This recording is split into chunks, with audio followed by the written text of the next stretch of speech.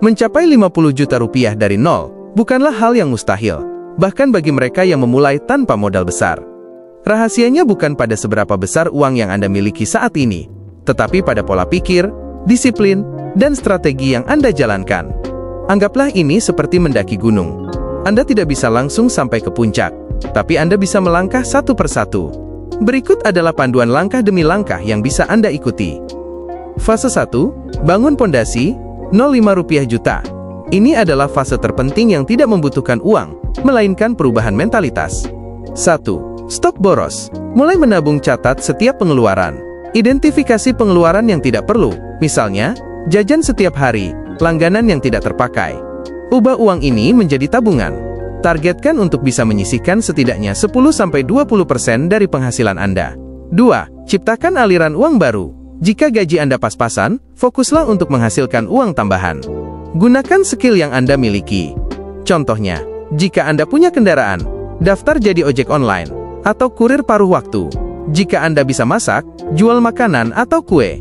Jika Anda punya keahlian, menulis desain, fotografi, tawarkan jasa secara freelance.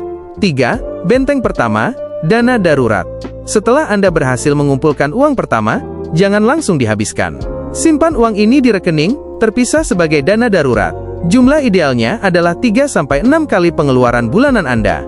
Ini akan menjadi benteng pertahanan Anda dari kejadian tak terduga, sehingga Anda tidak perlu berutang. Fase 2, gandakan uang 5 rupiah juta, 25 rupiah juta. Setelah fondasi Anda kuat, saatnya membuat uang Anda bekerja. 1. Investasi pada diri sendiri. Uang terbaik yang bisa Anda investasikan saat ini adalah untuk meningkatkan skill Anda.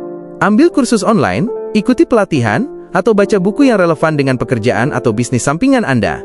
Semakin berharga keahlian Anda, semakin besar potensi penghasilan Anda. 2. Mulai berinvestasi. Dengan dana darurat yang sudah aman, Anda bisa mulai mengalihkan sebagian uang ke investasi. Pilihlah investasi yang mudah diakses dan berisiko rendah untuk pemula. Reksadana pasar uang, risiko sangat rendah, cocok untuk tujuan jangka pendek. Reksadana indeks, cocok untuk tujuan jangka menengah hingga panjang dengan risiko moderat. 3. Disiplin investasi rutin. Terapkan strategi dollar cost averaging, DCA, di mana Anda menyisihkan uang dalam jumlah tetap secara rutin, misalnya setiap bulan, untuk membeli reksadana atau saham. Cara ini efektif untuk meminimalisir resiko dan membangun kebiasaan investasi yang konsisten. Fase 3, naik level, 25 rupiah juta, 50 rupiah juta. Ini adalah fase di mana momentum investasi Anda mulai membuahkan hasil. 1. Diversifikasi aset.